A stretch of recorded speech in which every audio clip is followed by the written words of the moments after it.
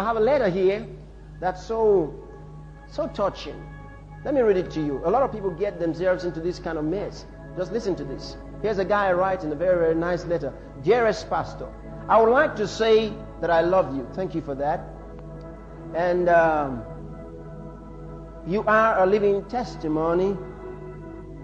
And it says, I am a young and gentle looking boy in my early 20s. Almost 5 years ago, ever before I gave my life to Christ, I met a young, pretty lady in my area. We had a talk. We had a talk and we became friends. After a while, the relationship went beyond friendship level. This time around, a lovely one, so to speak. I know her friends and she knows mine too. And my friends also know her friends. All right. We do things in common and we also share several personality traits too. Our relationship has become a living example of perfect love in my area and to them that come in contact with us. Woo! Wow, isn't this wonderful? Just in his 20s. Isn't it wonderful? And he has a perfect relationship. You don't know anything yet.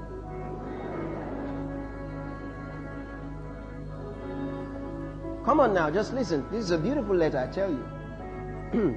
Sincerely, I know quite sure that she really cares for me, and so do I. On my birthdays, she would send me gifts worth thousands of naira. Relax, isn't that possible?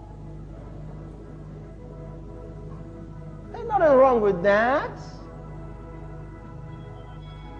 Some of you just sent some gifts to, you just did that too for somebody's birthday. Nothing wrong with that. What, some thousands? They didn't say hundreds of thousands, just some thousands. Could be 2,000, could be 3. That's not too much for somebody you love. On my birthdays, she would send me gifts worth thousands of naira. When I was in school, this same lady would send cash and lots of love and success cards to me. Not only would she send money and cards to me, she also would come, but once in a blue moon, to my school far away, and he tells me where the school is here, so I'm not going to mention that, okay? Something. In fact, we've gone as far as taking a solemn, now I'm going to say something about this. We've gone as far as taking a solemn promise, taking a solemn promise with the Holy Bible that we are not going to disappoint each other. Come on now.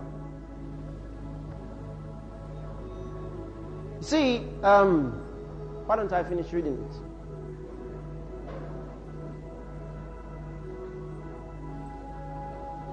I'll skip some parts here.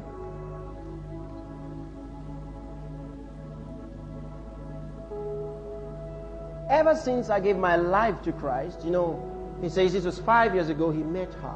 Okay? He gave his life to Christ maybe 2 years ago or 3 years ago, something close to that. Well, ever since I gave my life to Christ, I have put an end to certain things that are contrary to the will of God. But this one thing I do always is sexual relations.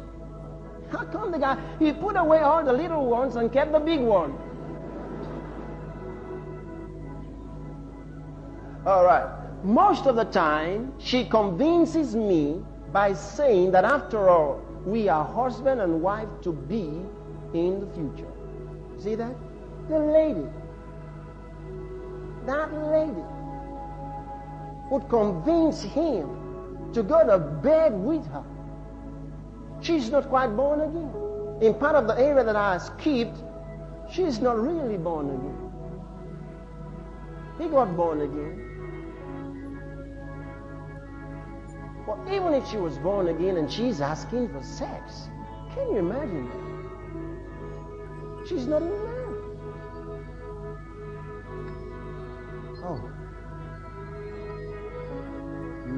Most of the time she convinces convinces me by saying that after all, we are husband and wife to be in future. It later dawned on me that I am still working in darkness by doing this. So I decided to call the relationship off. That was the wisest thing to do. Hooray for you! Some few weeks ago, I called on her and told her all that I had in mind. Oh my goodness. She could not believe her ears. She couldn't stand it. She started weeping so bitterly, and it got to a point I could not stand it as well. And I told her that I never meant to hurt her, but she should try and understand from the biblical point of view.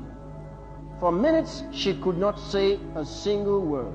She was just looking at me with uncontrollable tears rolling down her cheeks.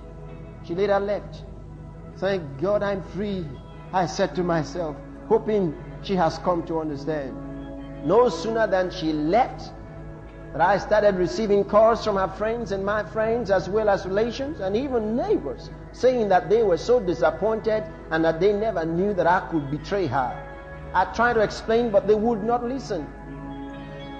For they said she is tender-hearted, reserved, loving, and trustworthy. Pastor, please help me out, because I'm really disturbed. He says they use the Bible. In a sense, one can say that they swore to each other. They made an oath. They took an oath here to each other with the Holy Bible. Okay? Trying to make it very, very, yeah. Now,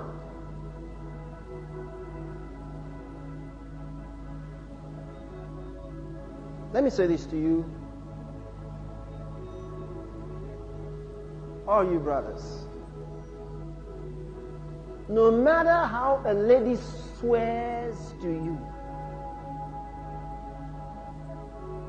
no matter how full the cup of blood with which she is swearing to you that she will be your wife, forget it. It's as much as saying, twinkle, twinkle, little star. You know what I'm trying to say? It holds no water. Doesn't make any difference, because she doesn't have a right to do that. I mean, Pastor Ray here could make a promise to you that he's going to give you my suit. Hey, don't believe him because he can't do it. It belongs to me. He can only do that when it belongs to him. Can you see that? The lady always is given in marriage. She cannot give herself in marriage. It's never done that way. She cannot make a promise to you that will work. You might as well forget it. Because it's not recognized by God. Are you still there? The same thing goes. Now, what am I saying? The woman always is under authority, either to her father or to her husband.